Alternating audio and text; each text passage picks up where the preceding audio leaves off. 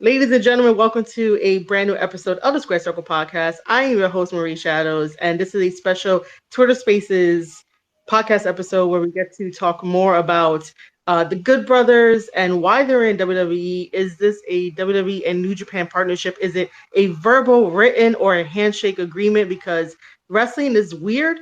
Wrestling has contracts, but at the same time, it is completely weird, especially in this situation. So tonight on Monday Night Raw, which we are going to preview, we have the Good Brothers showing up on a Monday Night Raw, and they're going to be taking on Alpha Academy, and that has struck me very, very intrigued, interested, and I just have a lot of questions, a lot of theories, because this is like the first time in so many years that WWE itself has decided to work with other promotions, because back in the day when it was WWF and Vince was in charge and in the territories, they used to do this almost all the time with the territory and the champions of that time back in the 80s and stuff. So now to revisit it after so long of closing the doors, this is kind of exciting for me. I'm going to throw it over to Ronan first. What are your first impressions of the Good Brothers coming back to WWE? I think it's cool. Just brings in the sort of gang warfare that we're finally going to get uh, between Judgment Day and AJ Styles, bringing in the Good Brothers, reuniting the OC official club, the only club that matters. And it's going to be interesting to see what they're going to do next. Forward Luke Gallows and Karl Anderson, their matchup going up against Alpha Academy, and seeing where they go on forward. I did hear that Rhea Ripley is now cleared to wrestle. She was just wrestling at a house show in like a mixed tag team match. So that's going to be cool to see how she performs tonight. And this is going to be a good episode. I'm looking forward to it. No Zen Master, your first impressions of the Good Brothers coming to Monday Night Raw. I gotta be honest. My initial reaction, it was kind of just because we've seen, like, how many times have Luke Gallows made a return? Like, it's almost Big Show level, and I'm not a Luke No, Gallows. it's been 3 times. Sorry for cutting you off. Oh, I'm sorry. Go ahead. No, I wanted to say sorry because I know that this is like a episode for like the Square Circle podcast. I didn't mean to cut you off. Oh Sorry. no. Oh, no worries. No worries. Yeah. So the fact that he is, made a return 3 times, and then considering what they did with the Good Brothers, their last run, it really fell flat. But one thing I will say, I think I'm definitely intrigued by the potential. And I just don't want it to fall. I just don't want them to fall flat again. Which I totally understand that. I really do get that. So my next follow-up question to Zen would be when they debuted it, because like, that whole entire day, last Monday, last week, the dirt sheets were all like, yeah, they're coming to, WWE, they're gonna debut and stuff like that. So me personally, I was like, yeah, whatever, we're probably not gonna see it, right? So when it did happen, did you feel like it was a different Good Brothers as opposed to what we normally saw them, before in their run at WWE? If that makes any sense. Well, no, it makes perfect sense. I think so. I really analyzed that segment, and first, it still felt the same. Remember the last time that they had the OC, the club. Um, they were wearing the same colors. I think like the red, black, white, gray. They had the same color scheme, so it looked and felt the same. Um, I think even on the Titantron, I believe that it just said their names: Luke Gallows, Karl Anderson.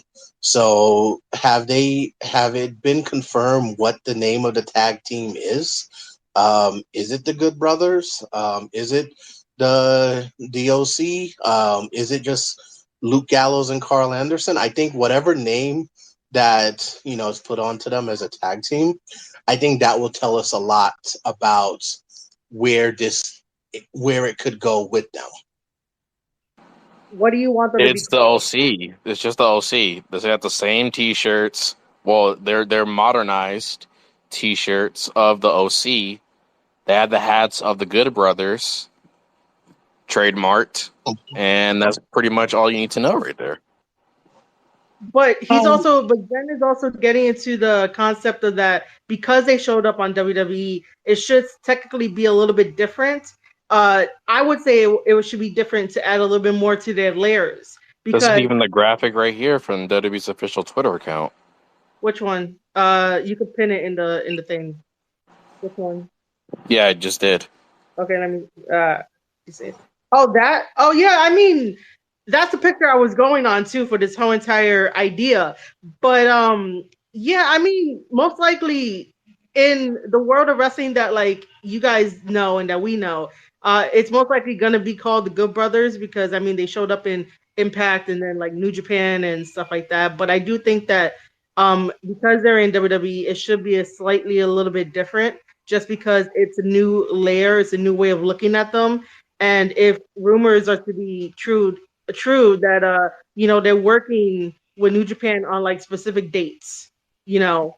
But my question still stands for Zen of like, what would you want them to be called?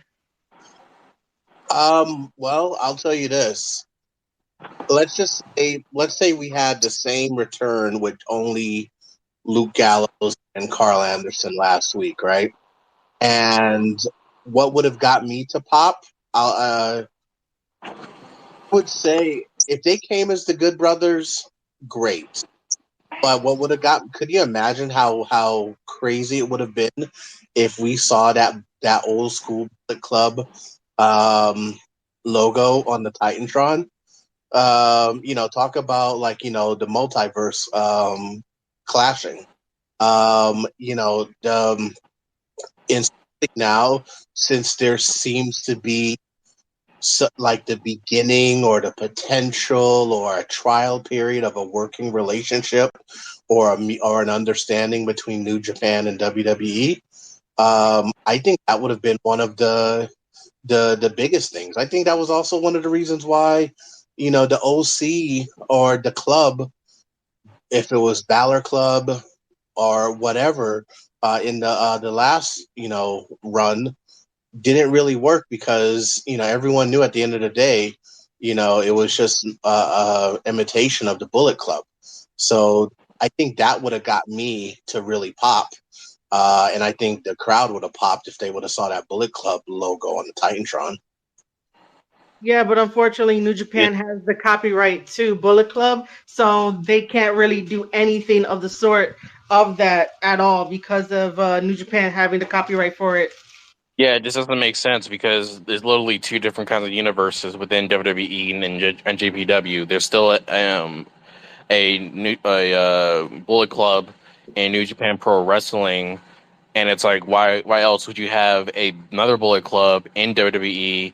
Like, yes, they can still do their little click thing, but again, this is WWE. It's not New Japan Pro Wrestling, so nothing's going to change about that going forward. As for what they're going to call themselves, think of it like how fucking the Bloodline comes out, and they're just called the Bloodline, the multi-man group. You had the undisputed tag team champions, the Usos, just the Usos.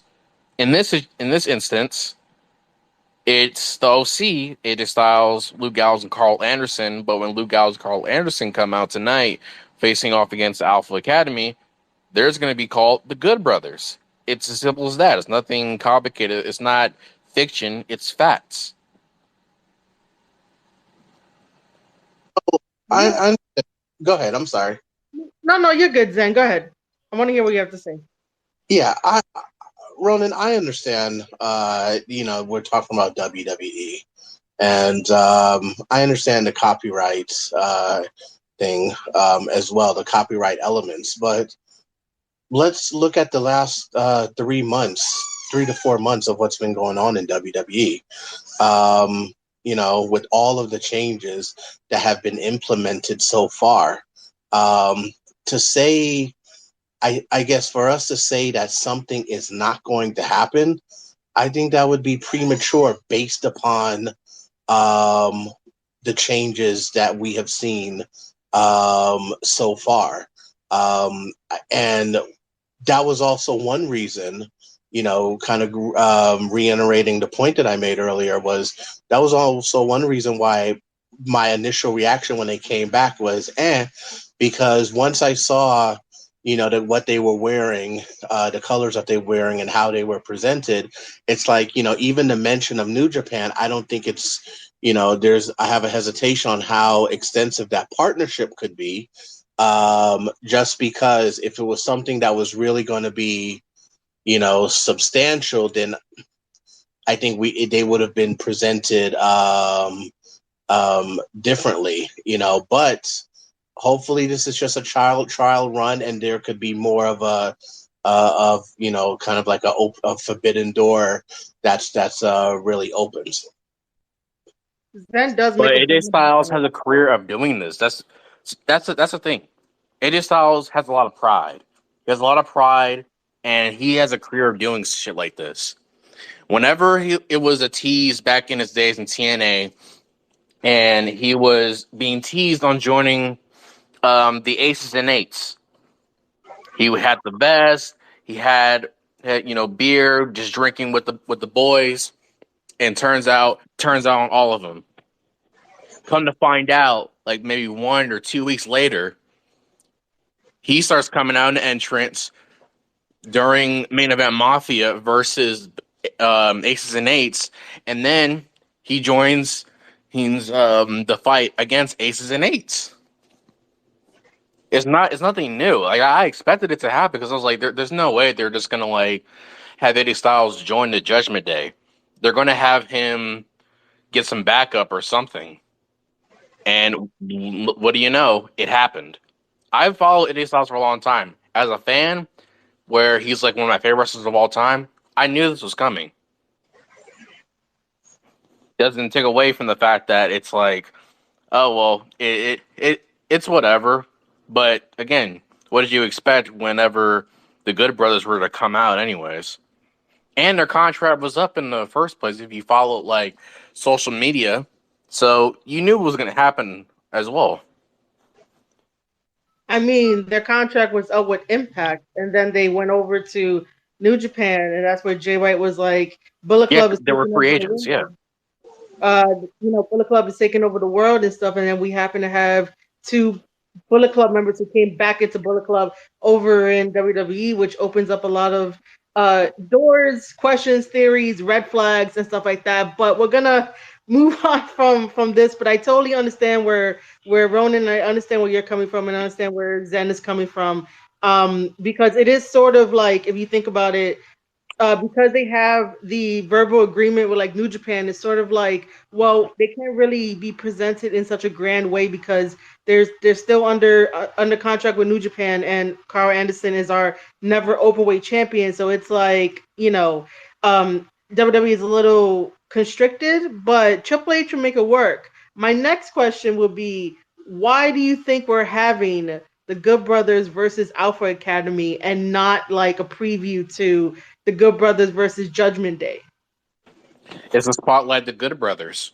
Spotlight the Good Brothers in order to you know get their you know get the feels in, soak in all the emotions, and then get their footing back in the mat, or where they belong back in the WWE for several years that they've been gone, and then they can just cut a promo addressing their return and addressing their support for AJ Styles on how they're going to attack Judgment Day. He and discuss their relationship with Finn Balor. Plain and simple. John, you want to add anything? Yeah, I agree with Ronan. Said for the most part, I think the fact that the Survivor Series, excuse me, the theme being War Games. I think this is going to be a low burn leading up to Survivor Series, and I think it's going to be a schmaz. Otis will be able to, have his comedic moment, and it will be a schmaz. I don't see it. It's definitely going to be some type of disqualifications starting. This angle going to War Games. This is why I like hosting these things and even doing it like on Twitch and have people remind me certain things, because I keep forgetting that we're basically on the road to Survivor Series, right? Mm-hmm. Yeah. Yeah, so like I keep forgetting about that. So thanks You for have Crown reminding Jewel, me. like And Crown now, Jewels coming up, right? yeah, Yes. yeah. Yeah. Yeah, so like this makes sense to have the Good Brothers there and stuff like that. So like it makes sense if we're gonna be doing the slow burn to Survivor Series and have like the traditional Survivor Series matches and or war games and stuff like that. I keep forgetting that. And like last week, doing the same thing. I was talking with Aussie Lucian about like a Survivor Series three company like triple threat thing of like AEW has theirs, New Japan has their team, and WWE has their team and shit like that. Like I can't believe I forget this shit. But me personally, I think that like now that you guys mentioned this, it might not be a very good idea, but I would want the Good Brothers to go right after Judgment Day and have like a DQ, because at least then we could skip all like I'm gonna consider it small talk. Like them fighting Alpha Academy, which I have nothing against them. To me, I just consider that like small talk in a way where like we could just skip over that and go to like the good part and like enrich that story between the Good Brothers with AJ Styles plus, Judgment Day and shit. Like, I'd rather do that. I think I No. go ahead, Ronan. Sorry, I was gonna say it's like when Cody Rhodes came back to WWE after 6 years. He's been gone. First he had that match with Seth Rollins, and then he gets he gets a match with Cody Rhodes. I mean, Cody Rhodes gets a match with the Miz after their Miz TV segment, and it's just like Triple H. You got to realize this. He doesn't like to rush into things. He likes to build tension with his storylines, and this is a theme that we've seen of him from NXT. That whole mystery attacker of Aleister Black. You didn't know who it was. People were just making all these assumptions and theories and everything like that. And then you finally get that big payoff of who it was with Johnny Gargano attacking Aleister Black. So they're not they're not gonna just like go right ahead and just rush into things and be like, hey, we're gonna have the Judgment Day versus the OC just yet. Maybe they'll say this for Crown Jewel, or they'll wait a while until Survivor Series. It all builds up in a matter of time, and I don't mind seeing the Good Brothers back in WWE, because I think we're going to get some entertainment television between Karl Anderson and Luke Gallows alongside AJ Styles. And I don't, and one more thing, just to further my point is, I kind of got annoyed with the feud of Edge versus Judgment Day, because he's beaten Judgment Day like so many times, and it's like, do you want to really see something like that with AJ Styles, where they just keep feuding with him consistently over and over again? It's like, I'm gonna piggyback off of what you just said, Ronan, and sorry to interrupt, but I agree with you about Edge. I think the whole thing with him when he made the face turn and he's trying, and it's like he's doing like this brood esque like face turn. I think it's fallen flat. Outside of like the pop that he got when he was in was it Toronto or Montreal, where he wore the black and white maple leaf gear. Um, I I wouldn't be surprised if, because originally, because that was a Vince call where he just made that switch. I wouldn't be surprised, and this will be my prediction for War Games, if there's going to be a double turn where Edge goes back to the Judgment Day, and it'll be like a New Age Brood, and Finn Balor joins up with the OC. Because they've had it with the Balor Club. Then they had the OC, and it was always, but they've never, but him and AJ never been together. So I think I'm making that prediction for Survivor Series. Oh man, that's gonna be something with that prediction, because I'm thinking of like all the shit like Jay White would like freaking say and probably take credit for, and basically be like, we're taking over the world and stuff like that. Exactly. Yeah, very good points from the both of you. And yeah, I'm gonna have to agree that, like, as much as I love Edge, it was getting kind of like not tedious, but sort of like it felt like it was gonna be the same thing, like the same outcome. Every time that Edge faced Judgment Day, like I got it, I understood why he went, to go face them, but like to do it multiple times, it was like, all right, dude, I get it, I totally get it. We gotta do something new. But yeah, well, I mean, I just wanted the OC versus Judgment Day. To me, it could have ended like a DQ for tonight, only because I wanted to like get into that. You could still do a slow burn. I just want things to make sure that um I trust Triple H, but at the same time, it's like I want something consistent. You brought them in for X amount of time. We don't know how long that time is, so let's not waste the time that is given to them, because we don't know if New Japan is gonna pull the plug and be like, oh no, we definitely need him back for this tour, blah blah blah, whatever it is. Even though they verbally agreed on specific dates, but you never know. Companies could be like, oh no, we need them back for whatever reason. So I was just like, the OC shouldn't have their time wasted until like actual negotiations with actual contracts, and in the fine print says you can use our guys for this amount, and then they have to come back over here to Japan to do a tour, and then we'll gladly give it back to you.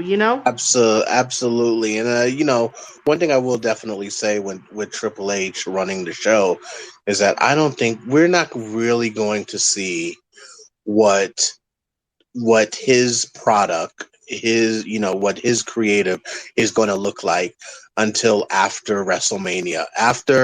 Once they make, because it's usually right after WrestleMania every April, where they make that big batch of cuts.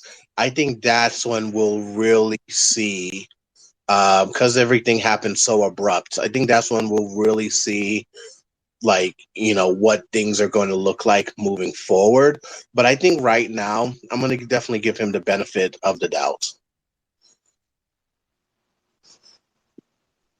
Yeah, Ronan, you want to add anything before I move on to a different question? Yeah. So I think the budget cuts will not devalue the state of WWE after the Road to WrestleMania is over.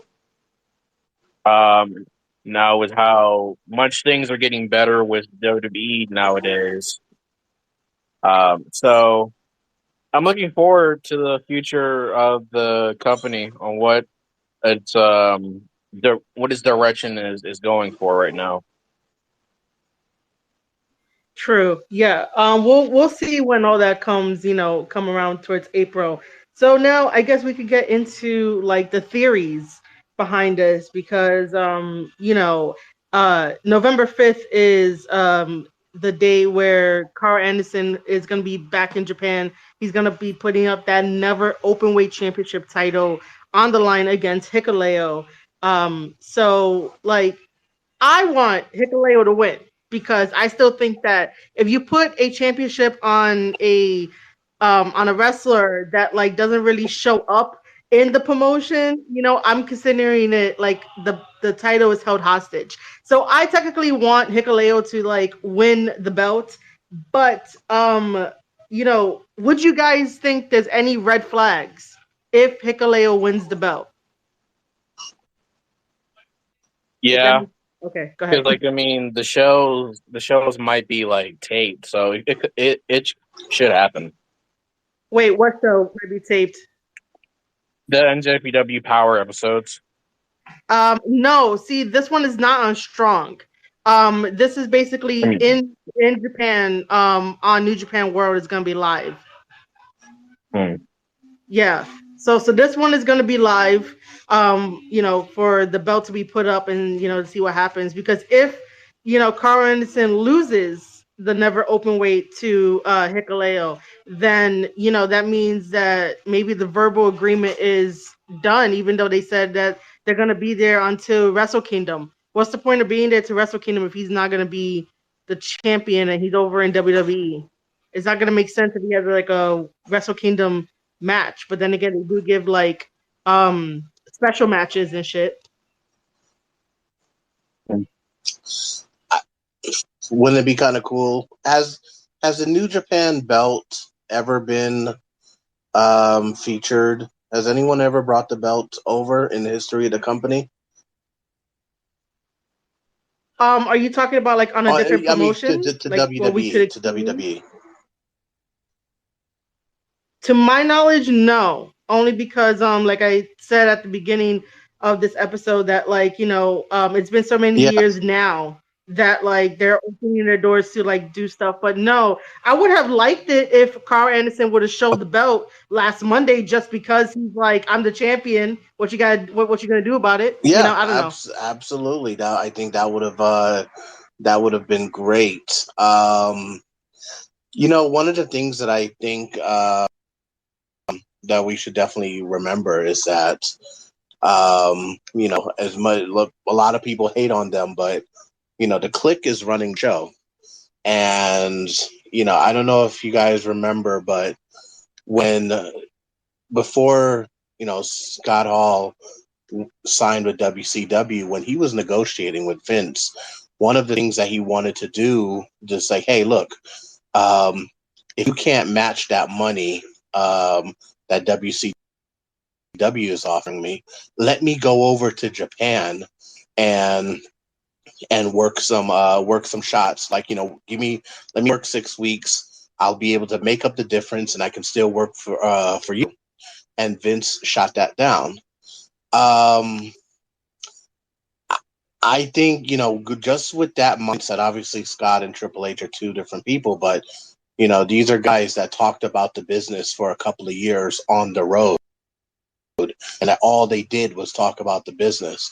And I wouldn't be surprised if Triple H would open up that door, having a wrestler's mentality, knowing that, hey, you know what, it is, let a guy go somewhere else, make some money for his family, keep him off our TV for a while, because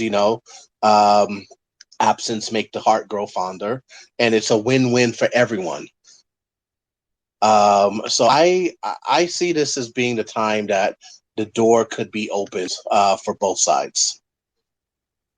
Yeah, definitely. I didn't know about that story that Vince was like telling Scott Hall no that you can't go over there because he has wrestled in Japan here and there like sparingly, but I think that was when he went over to You remember, WCW and and that's when remember, WCW sent. WCW had Eric created like a full partnership with Japan, where they Yeah. even had like they made a title. There was NWO Japan, all of that stuff. But yeah, that was one of the things, because like when Scott was just like, hey, when he got the offer from Eric, he was like, look, he went to Vince and say, hey, just match the money. And then he came up with these different ideas, including working for Japan. I think he even brought up Vader, but in the situation, but I guess Vince was like, no, that's a completely different deal. But yeah, I think the fact that Vince was never a wrestler. He's a son. He's a son. He's not dead, but he's a son of a promoter. So I think the fact that you have someone that is coming from a wrestler's mindset and knowing that, hey, just because I don't want to oversaturate someone on my in my creative doesn't mean they need to just sit down at home and not have a chance to make money. So I definitely see that as something that could be happening more often in the future. Yeah, definitely. I would like to mention that WWE gave Nakamura the okay to go over to Japan and be part of the funeral for Antonio Inoki, which was pretty cool. To let him go and be like, go give your respects and stuff like that. Because both of them sort of like was in the same era and stuff, so it was nice to see that happen. Also, I do want to bring up that starting in November, we do have World Tag League.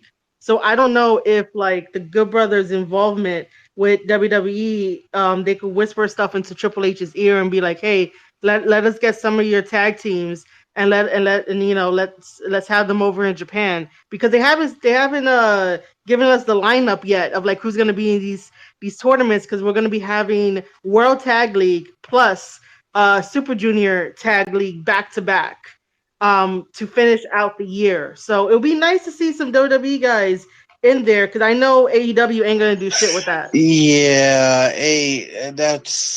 I don't know if that's a whole nother show, but yeah, let's AEW is not going to do shit with a lot of things. Oh. Are you talking about how like if we mention like AEW and how they're not going to do a lot of shit that's worth for another show? Yeah, pretty much, yeah. Well, you should come to my live streams because we have a lot of fun there talking about all the shit that AEW Oh needs to yeah, fix. okay, well, So you'll be right oh, at home, definitely man. consider that done. You'll be right at home. But yeah, I know that if we do talk about AEW, it's gonna take like 2 fucking hours because I just know, man. But by the way, if anyone's listening to this on the replay, just know that we care about wrestling. We want wrestling to succeed. It's not like, we're just gonna be like, it sucks and move on. No, we're gonna be like, this is what needs to get fixed. And these are our ideas, and you can take it from there. But staying on the topic of WWE, would there be any tag teams that you guys would like to see in either World Tag League and Best of the Super Juniors? And by the way, Super Junior weight limit is like a cruiserweight-ish type of wrestler. So yeah, what tag teams would you guys want to see? I don't know. That's interesting that that you said that you don't know. I mean, like, Because I haven't watched NJPW in a while. I haven't been following as much. you don't really have to. I'm saying what tag teams from WWE would you like to see them over there in the tournaments? I would love to see. I would Mm-hmm. love to see the Usos. I would. Yeah, Oh my I god. would love to see the Usos.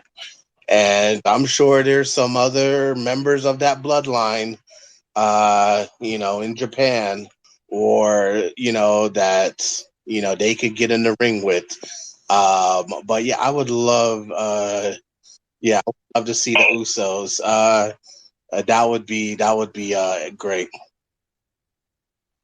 I know Um, it may sound like a weird one, but I'm odd one, but I want to see Shelton Benjamin and Cedric Alexander.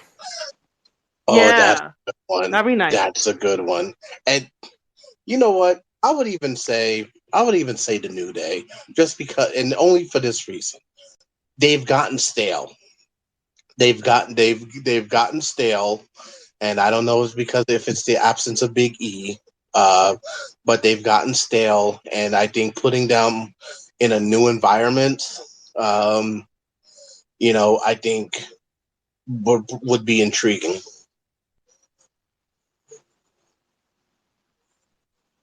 It definitely would be intriguing. Um, I guess.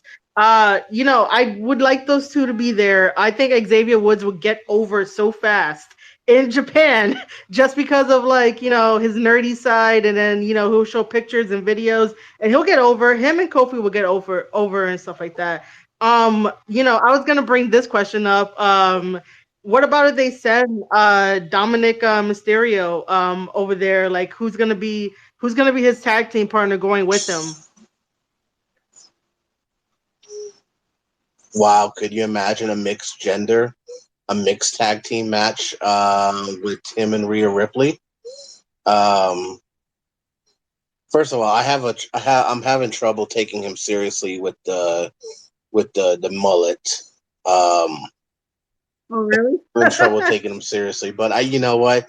I think he would be a great person to go out there because he for his limited experience, he's been put into a spotlight.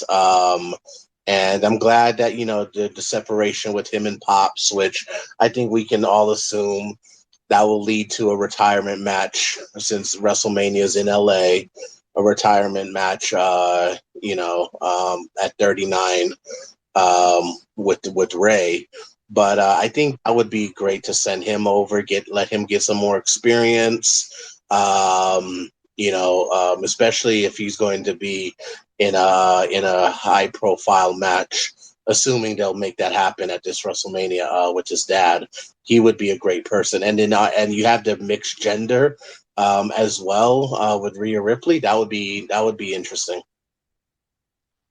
It would be too. New Japan Pro Wrestling is breaking down their guard or barriers, however you want to put it, because on November 20th, they will be having a special edition of New Japan X Stardom where it is mixed tag matches between New Japan wrestlers and Stardom wrestlers, and then also crowning the first no. Yeah, I think November 20th is also crowning the first ever IWGP Women's Champion as well. I don't think that's going to Wrestle Kingdom. It might be, maybe not. I have to double check. But yeah, I would like to see Dominic and Rhea Ripley over there in Japan taking on a mix of one Stardom Joshi wrestler and one New Japan wrestler. But hats off to New Japan for breaking down their barriers and guards to let that happen because they don't really normally do that at all. It's just it's either men versus men or women versus women. But see, this is the exciting times that we have, especially not knowing enough about this whole deal, partnership, whatever it may be. It might be just a verbal agreement that WWE gets to use the Good Brothers and stuff like that for the time being, and Japan gets a benefit, from it because that opens the doors for a lot of the WWE guys to experience stuff. And then maybe on the timeline, we could stop having the freaking discussion of oh, they're like a WWE guy through and through. Like they got to experience other things too and travel the world and shit. So Yeah. I just see a tweet here that says AEW has been putting on a masterclass on how to tell stories for most of 2022. WWE has been putting on a masterclass on how to book random matches nobody cares about in 2022. It's really easy to see why AEW is thriving and WWE is declining. Marie, what do you think about that?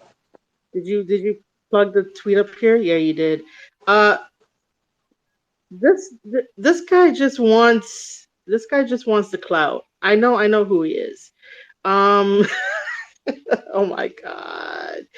Yeah, he just wants the clout. That's all I mean, that's really not all I'm gonna say, but I'm just saying that it sounds like he got it reversed. Because for 2022, AEW hasn't really been telling stories. There's a lot of inconsistencies. There's a lot of stuff that don't make sense. I mentioned this on my Twitch channel. I believe that how do you like allow another wrestler to steal a championship belt and then have another wrestler challenge for that stolen championship belt and you Oh, have I the gotta go. championship match? See ya. Cool. Okay. Um, how do you challenge for that championship title that like wasn't won and it's stolen, and then when the owner of the championship title comes down to go get it, security is stopping her? Like what kind of story is that? That's not a story. That's not consistency. That's nothing. WWE has always been telling really good stories, no matter what, no matter how we feel about it, but you still remember the stories going This on. this is What's the up? thing. This is the thing that I have. I guess maybe we both have some time on our hands, but this is two things about AEW that I think it's not a good sign for things to come. I think first of all, when um, when you have Daddy Ass and MJF, to me, the most entertaining parts of their programming right now. That's pretty alarming because one, you have one person who what how old is Billy Gunn at this point? What 55? You know, Yeah, probably. and he's genuinely like I'm so happy for his resurgence and for him to get like another run that it still feels somewhat like New Age Outlaws, but it's something different and it feels authentic to him. I absolutely love it. And then also with the Acclaim, they're here's the problem with the Acclaim. How entertaining are they going to be once Billy Gunn's contract is up and he decides to go back to WWE, since like everyone else, all of his family is there? And then two, with MJF is for what probably I think hands down the best person on the mic, the best promo in the business, but he's not even in the title picture. I think the AEW, their heavyweight championship, is kind of irrelevant at this point. Like who's champion? Who even cares? And then what? Most of those guys that came over, if it was Cody Rhodes, if it was Moxley, Jericho, you can even say Punk to a degree, even though his issues are much deeper. But their problems were with Vince. Vince is gone. And now, that grass is not looking so green on the other side. So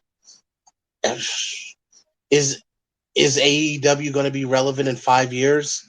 Because Tony Khan you know, uh, eventually his dad is going to stop funding this passion project. It's bad enough they have the Jaguars who suck. So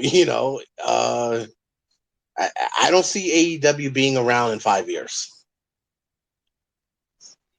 Okay. I'm not gonna like disagree or agree with that. Like, I just want them to get better, but I totally understand like all the points that like, you made and shit like that. I like just originally, just to wrap up the AEW thing, I just want them to get better. That's all Absolutely, it is. absolutely. I want them to Because get better. competition, and I'll even take back what I just said. It's not that I wouldn't want them around. Where they are right now, it would they won't be relevant in 5 years if they keep going at this pace. But it's a great time to be a wrestling fan, and competition, is key. So Yeah. And also I do understand where you're coming from with that statement though, just so you know.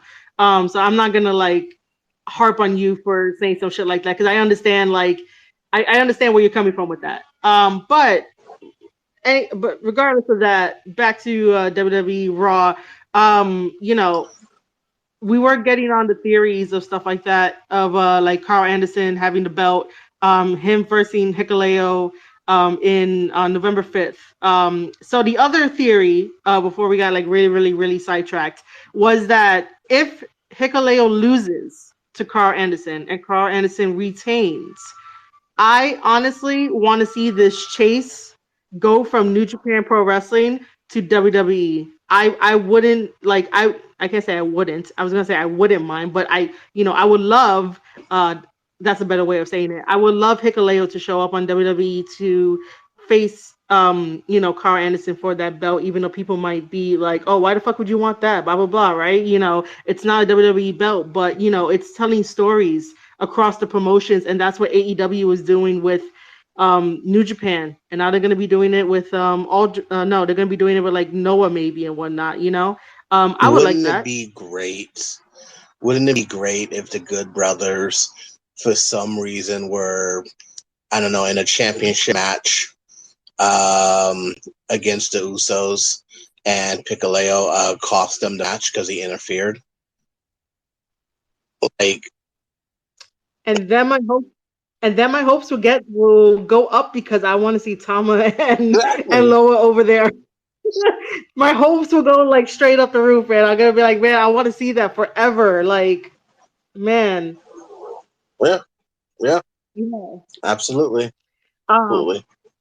Yeah, and then like with Wrestle Kingdom coming up, Karl Anderson could always drop the championship there. The one thing that I want New Japan to do is have their titles like be loved and mean something, especially their divisions for that championship title. Because far too often the Never Openweight Championship title has like gotten the worst stick of it all. Like I'm just like, man, how do you take it away from Tama that didn't even get the division off the ground, and then like still has not given him the IWGP World Heavyweight Championship title, even though I do adore Jay White, but it's still like, man, how the fuck do you do that?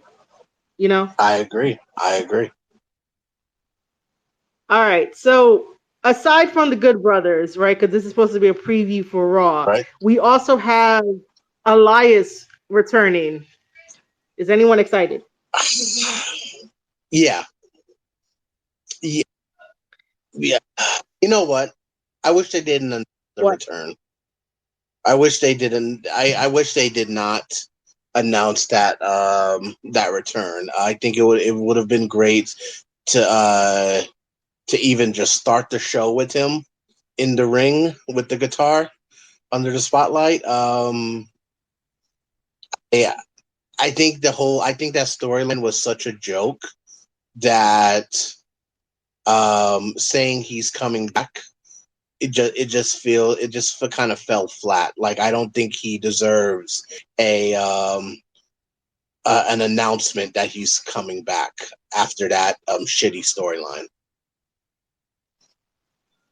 True. Yeah, I mean, I can understand. Like, I think I would have maybe popped or just had like a smile on my face if like, the spotlight did come on and he's just playing a few guitar chords and stuff like that. I'm interested to see if he's gonna be able. I mean, every man grows their beard at a different rate. I know that, but like the size of his beard lasts, it's sort of like, can he get it back that way? Is he gonna wear like fake extensions or whatever it is? Like, I'm just very interested in the overall production of how to get back the Elias that was before he was Ezekiel. Yeah, yeah, exactly. And I think I think that was the only reason why I don't think there was any injuries announced or that was revealed. So I think he probably went home just to grow back the beard. So yeah, I wish they didn't. Um, I would. It could have been a surprise. It could have been a surprise. I don't think they could have surprised. They could have done a surprise on Raw. I don't think Crown Jewel is a great place to do a surprise just because the crowd doesn't really pop. Could they have held it off to maybe Survivor Series War Games where he screws some team, maybe, but it really could have been a surprise. Yeah, it could. I'm gonna take a mini little break from talking about wrestling and giving a huge, wonderful shout out to the Rev Cupid. I haven't talked to him in forever, so I just want to know, how is he doing? How are you, sir? Getting older day by day. Yep. Man, it's so great that you hopped into my space and we finally get to chat and I hear your voice, man. It's been so long. Yeah, it's been a while. How you been, Yeah. my friend?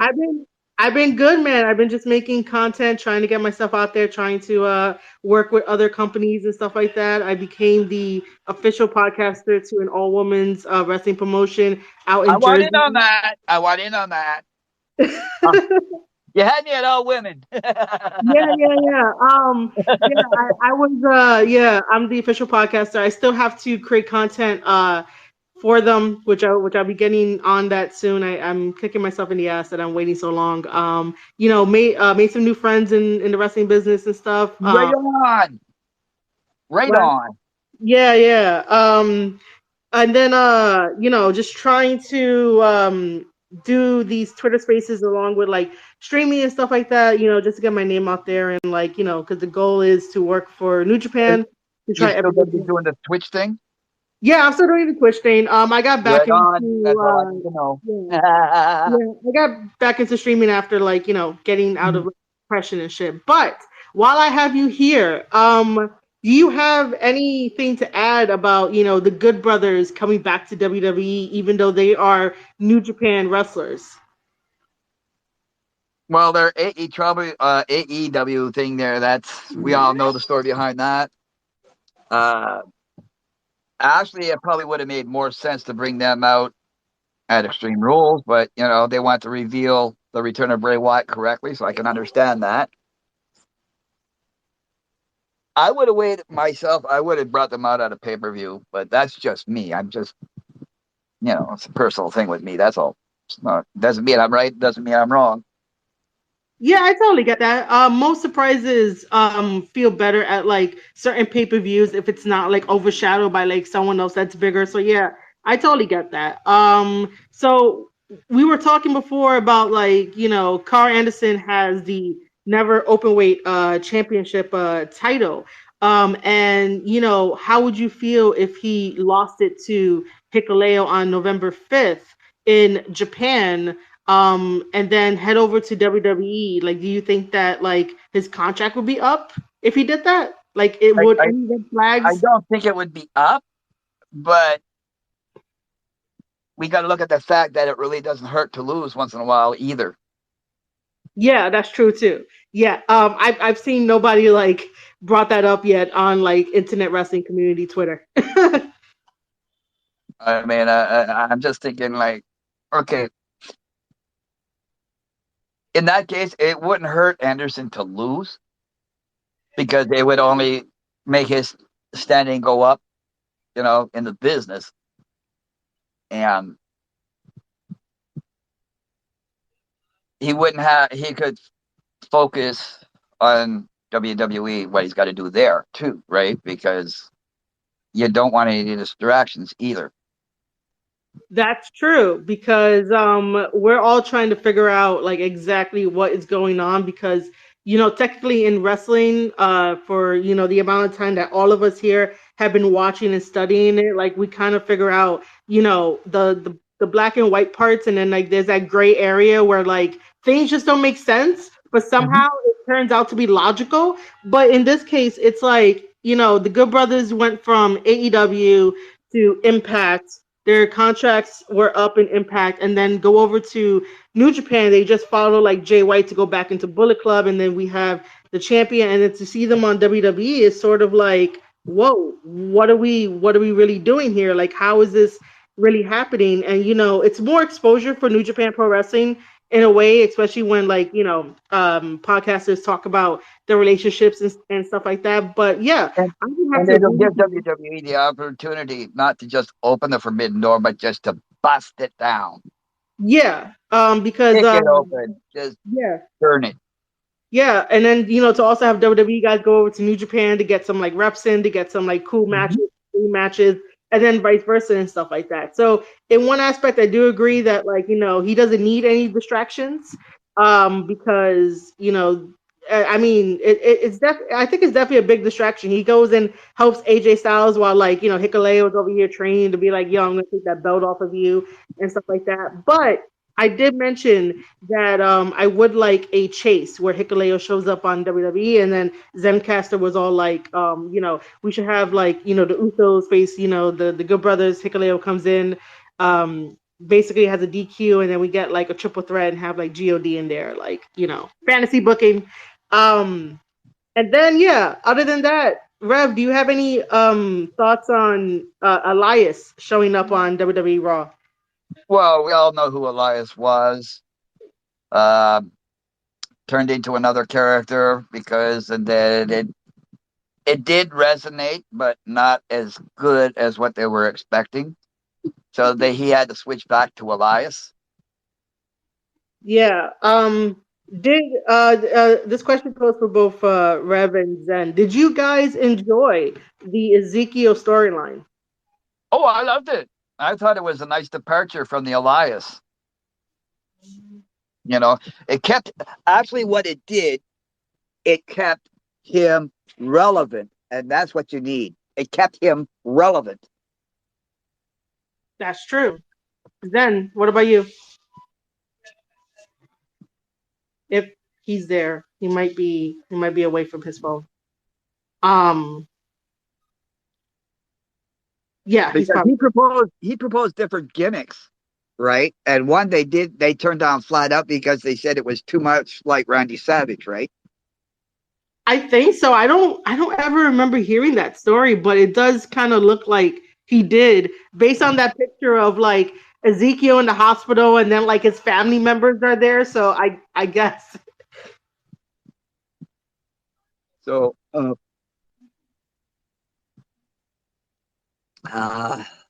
I did like the Ezekiel thing. It kind of lightened. He was able to explore another area of Elias that he wasn't allowed to explore when he was Elias. Yeah, which is true. And that's something that the internet wrestling community as a whole needs to understand, that sometimes you can't always keep a wrestler in like their box, which is like the wrong phrase, but you know, people will get the idea if I say you can't always keep a wrestler in their box, that sometimes they have Yeah. to break out and try to find their groove and like what really sticks and what's really like Well, good to work with look at you. Austin. He didn't really hit his groove until after he got injured. Yeah. Yeah, definitely. So That's it took him, how many years did that happen? A long time. yeah, the same thing with Triple H, that like, you know, the whole blue blood thing didn't like work until he became, you know, the game Triple H, and like and how we know him as, Mm-hmm. you know, Now, so there is a prime example of expanding your character and evolving. Look at Triple H's career. yeah, Enough definitely. said. Yeah. So I guess Zen really did walk away. But I guess we're gonna move on to me asking, are we excited for Brock Lesnar tonight on Monday Night Raw? Overdone. Does that mean that you're not excited for it? Oh, I'm excited. I'm just saying his returns are being overdone. They're getting stale. Oh, okay. You know Um, what I mean? Like, as far like, I like the character, but when you bring him back, don't bring him back on a against Bobby Lashley. It ain't going to work as well as if you brought him back during a match between, let's say, Roman Reigns or somebody else at a pay-per-view. True. Yeah, I could see that. Like when he showed up, I was just like, what is happening? Why is he here? And then like when he takes the mic to start talking, I'm just like, who stole the real Brock Here Lesnar? we go again. That's it. You know what I That's mean? it. Like, come on. That's Uh, it. But yeah, when the real like Brock Lesnar talks, I'm just like, yo, what happened to the old Brock Lesnar? Where is he? Is he kidnapped? Like, can we go save him? Because I'm not used to this Brock Lesnar that like talks got and smiles smiles. and I'm everything. like, no, man, you're gonna like, you know, send me into Just like the no. Shadowlands. Don't. No. Like, no, man. But I don't know. I'll see. We'll see what happens when Brock Lesnar comes on Monday Night Raw, because it's sort of like, all right, now he's in this program with Lashley. Lashley just lost the damn United States Championship title. Like, why the fuck did that happen? You know? And We don't know why, segue. because Lashley got injured in that last crown jewel thing when he did the Elimination Chamber. So, wait, are you saying that they took the belt off of him because of that? I'm confused. No. I'm not saying they took the belt off of him because of that. Okay. But a lot of people are forgetting the instance where he got injured in that elimination chamber in Saudi. Okay. I'm following you now. And then. So they're expanding on that as far as I'm concerned. But that's, that's right. Okay. But, I get it. it was kind of Lesnar's, Lesnar was there. He wasn't exactly the cause, but he was there. He was part of the cause of that, him being injured and stuff. Okay. I got it. So I think what they're doing is they're building a storyline on that. Okay. Makes sense. All right, because you got me a tiny bit confused, but yeah, I got it now. Zen is back. Yeah, All good, I'm sorry, I had to step away. Okay, no worries. So what you missed was I asked if you enjoyed the Ezekiel storyline. Did I enjoy I'll put it like this. Was it amusing? Yes.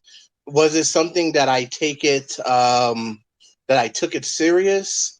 Not at all. Like it got a chuckle. Yeah, it definitely got a chuckle. I was done with the storyline when Elias came back, and you could clearly see that beard was fake. It was like, wig on a face. That's when I was just kind of done with it. Like, okay, it was almost like years ago before when WWE was acting like the Undertaker didn't shave his head in real life, so they had him like literally in weave under his hat. It really looked very synthetic. So once they had that fake beard, that's when I was kind of done with the whole thing. Okay. All right. So then after that, we went into talking about Brock Lesnar and Brock Lesnar's. He's going to be appearing on Raw. How excited are you? You know what? This new version that we've seen of Brock this past year, like, what I think is he's being called Yellowstone Brock. I love it. Love love the personality. Just the change to the look, even him getting on the mic. Like I really embrace the character, and the thing is, he doesn't. He just comes in, blow shit up, and then leave. So he's not going to have an opportunity to ever get stale. So I love it. I'm glad that he's back. Okay, so then we kind of segued into like the whole United States Championship thing because as we saw last week that Lashley lost the belt to Seth Rollins, and tonight for Monday Night Raw they're advertising Seth Rollins versus Matt Riddle. I'm guessing it's for the belt, but are we tired of seeing Matt Riddle versus Seth Rollins? Well, absolutely, because the thing is, I think the fact that they see this is one of the things that this feels very Vince-esque, and I hope Triple H cleaned this up. Wasn't the whole point of the what was it? What was it? The Fight Club? What was the name of the match that they just had with Daniel Cormier as a special referee? It was a fight pit. The fight pit. Wasn't that supposed to be it? Like that was supposed to be the ultimate where, we're going to this thing isn't over until one of us is dead type of thing, or is like damn near, it paralyzed. Not to be over dramatic. So the fact that they just did that less than 2 weeks ago, and it's like, oh wait, no, that wasn't the finale. There's more. I think it's a slap in the face to the feud, considering that how they really wrote this feud in a way that it felt very personal. They took different steps. They got very edgy. So all of a sudden, no, there's a title match between them less than 2 weeks later on Raw. I think it's a slap in the face to the entire feud. All good points. Rev, you have anything to add? Whatever happened to the slow burn that Triple H keeps on preaching about? Whatever happened to that concept? I mean, I mean, I like if it's you. happening with other people. That slow burn is happening with other people. Yeah, but it should have been saved for Riddle and Rollins because I find it's too much in too short a time. That's true. That's true. That's true. That's true. I do think that their feud should have ended at the fight pit. However, I think that Rollins would have came out on top because I just personally don't like Matt Riddle. So I'm a little biased with that. So I would always pick Rollins over Riddle, just based on everything and just And Riddle is why that DC was their special guest referee. Yeah. Which, by the way, he was a very good special guest referee. So if he ever wants to have some type of career in WWE, I wouldn't mind. It'll be like really nice special stuff. Because WWE still has the entertainment part, so it still has to sort of cater to wrestling and entertainment for all of our sake. But yeah, Brock Lesnar. what happened? Special attraction, Brock Lesnar. Yeah, definitely. That's why Brock Lesnar be leaving. They'll be like, "Here, Brock, here's your check. It's already signed, right?" So he goes home, then comes back, and it's like, bro, where have you been? What's one of those things? But yeah, I'm a little tired of seeing Seth Rollins and Matt Riddle. I can't wait for Cody Rhodes to return, so that way. By the way, he had a schedule on his recovery too, so we could see him sooner than later. Yeah, which I'm excited for because I really do want the story of Seth and Cody to continue, right? And then push Cody into, the whole bloodline mix and see how that goes and have Cody Rhodes probably take the boat off of Roman. If not, someone else. But bring back his brother Goldust. Yeah, have a family feud. Good old fashioned, Hatfield and McCoy. Shut up, Rev. I mean, shut up, Rev. I digress. I mean, if this was another alternative world, probably I would agree with you. But I mean, yeah. Let me just leave it at that. Dial that one back, will you? Yeah. I am recording the space, so I'm just gonna leave it at that. But yeah, we talked about a lot of different topics, and I really did want to get different perspectives on the whole Good Brothers going to WWE because this is something a little bit different. It's not like when Mickie James went over to WWE for the Royal Rumble and she was announced as the Knockouts Women's Champion at that time. That was a one-off type of thing. But she got it checked off her bucket list, So this one here is a little bit different in terms of that it could go further. This partnership, whether or not it's verbal, written, or handshake, it could go further. And then the stories can definitely be a lot more because I trust Triple H rather than Vince because I know that this would have never happened with Vince, to this extent. No. And Vince, for all his passion for the business, everything, wasn't exactly a wrestler either. Yeah. So, it's going to be a little bit different for the mindset. And that's what people have to remember that Triple H, first and foremost, is a wrestler. And then he's also a businessman. And then being around Vince for so long that, he acquired all right, so this works. This doesn't work. How can we do this? How can we do that? He kind of adapted. So he's a hybrid of a wrestler and a businessman that can push the company forward, and it's obviously doing really, really well. It's not perfect. No wrestling company out there is perfect. No wrestler out there is perfect either. But we get what we get, and then we come here and talk about it and have these constructive criticisms and ideas and solutions to be hey, this will be a little bit better because of X, Y, and Z.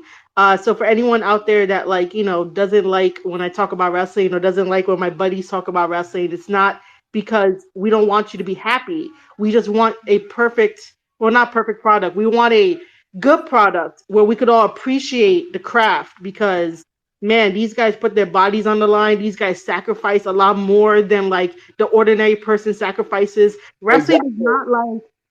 Wrestling is not like a regular 9 to 5 job and shit like that. Like They're it's on a the road like 200 days a year, pretty much. yeah, man. And it's definitely a business where it tires you out, where it like really fucks with you physically and mentally, you know? If we can give back to sort of do that phrase of work smarter, not harder, Mm-hmm. why not, right? Like why do we have to get shunned for wanting the wrestling business to work smarter, not harder? You know. Yeah. So with that, I'm gonna leave it there. I'm intrigued by all of this. This opens up so many possibilities for us to talk about it, have some fun with it. So Zen, I don't know if you create content or whatever it is, but if you want to go put yourself over, man. Hey, I don't create content yet, but hopefully in the very near future. I really, one thing, something that you just said about, we're all wrestling fans, and as much as we, there's nothing better when wrestling is good. There's really nothing better when it comes to form of entertainment. But $5 thoughts. Would love appreciate anyone. Um, for the follow. I'll do so in return. And yeah, I'm definitely going to be more active in the wrestling space and participate more in these Twitter spaces. And yeah, I'm all about building community, talking shit, and pop culture. So yeah, you can follow me, $5 Thoughts, No Zen Master here, and yeah. Yeah, thanks for being the speaker too for this whole entire thing. And Rev, do your thing, buddy. Like put yourself over. Hey, it's me. It's TRC. You know what? I would love nothing more than to work with you sometime, Marie. We've discussed this more than once, so I'll just leave that as that is. Uh, Zen, I'm gonna have to go through who I follow, unfollow some people so I can follow you. Uh, I'm at my limit right now. Oh, I just threw the follow towards you. I just followed you. So, but yeah, yeah, I'll go for I'm that. building up my numbers. I'm just kind of scratching. I stepped away from Twitter for a couple of years, and then I missed it. Missed social media. I did miss Twitter, not social media. So I'm literally just starting from zero, and yeah. So every bit Well, helps. maybe you and I could do something sometime, bro. I like where your head's at. No, same to you, man. Same to you. And Marie, I am officially a fan of yours. And Oh, she please, good I people, man. She good. don't. She This won't be the good last time you'll people, be man. hearing my She can voice. cook her food. Like, Yeah, you gotta cook everything, bro. Like, there's more than one facet to her. This girl, like, she's amazing, man. lovely, Keep up the lovely. good Thank work, you Marie. guys. Thank you guys. All right, Rev, keep putting yourself over, man. I'll Uh, keep putting yourself over. I just, I just want to be able to, appear on a podcast once in a while. It doesn't have to be mine or anything. Like I said, I do want to work with you, Zen and Marie. Well, we already know that. So, once in a while, yeah. And actually, I think it would be kind of cool if the three of us came up with some kind of a podcast, where we can just let loose, right? But that's just me. All right, I will take that into consideration, considering like everything I have going on behind the scenes. But Mhm. I do appreciate the kind words. I just think differently than like most women out there, so I'm in a different category. But I do like to help out the smaller podcasters out there and like get them over as much as I can. I do see some familiar faces down here in the space anyway. If you guys have not been following Ultimate Sports Talk already, go follow him. He is the best sarcastic ass of a person that I enjoy to have in my Twitch chat and to follow me around and to support me. I just do that out of love. So it's great that he joined in, even though I wanted him to talk. Then we got Tom. Tom is part of Thomas Island. Sorry for shouting you out there, buddy. But I also enjoy you too in my Twitter Spaces and also on Twitch. And me and you are Thomas Island people, so we all gotta support and stuff like that. I've seen Bobby around for a bit, and I know of Augusto. Thanks for tuning in. Towards the end of this recorded podcast space. To put myself over, I am Marie Shadows. Make sure to hit that follow button right here on Twitter at Marie_Shadows. I also go live on Twitch, twitch.tv/Marie_Shadows, where we watch New Japan Pro Wrestling, where I break down New Japan Pro Wrestling and, wrestling in general, and probably have some fun. If I'm too overwhelmed with wrestling, I tend to probably play a video game, but it's mostly wrestling. Well, you do a great job, my friend. Thank you, man. I appreciate that. Sometimes I think like I don't, and I'm being honest. Like I really don't. I had a heart-to-heart talk with my Twitch community not too long ago about like all the shit I was feeling. So, I still have to give myself a pat on the back and shit like that. Because sometimes it's like, everybody that's in here, everybody gets down on themselves. I know I do because I'm older than you guys are. yeah, but you act like so young, man. Like you're so great at it. Thank you for the kind words. I will definitely take those into consideration next time I talk to my wife and tell her that. Of course, man. Of course, you better do that. You better do that. But yeah, let me wrap this up because this will be a special podcast episode that will be heard on marieshadows.substack.com. If you're not signed up for free on my newsletter, I have free and paid content. My interviews are up on there where I interviewed Aaron Henare of the United Empire, Claude Connors of New Japan Pro Wrestling, Bodega Boy, Jared Diaz, Shotgun Adams, and also Amanda Moreau, who is a manager and referee in the business. So, yeah, marieshadows.substack.com, twitch.tv/Marie_Shadows, and then obviously this Twitter account. And I love each and every one of you guys. Thank you for tuning in to a special episode of the Square Circle Podcast. And I'll see you guys on the next one. Keep rocking. Take care, guys. Later.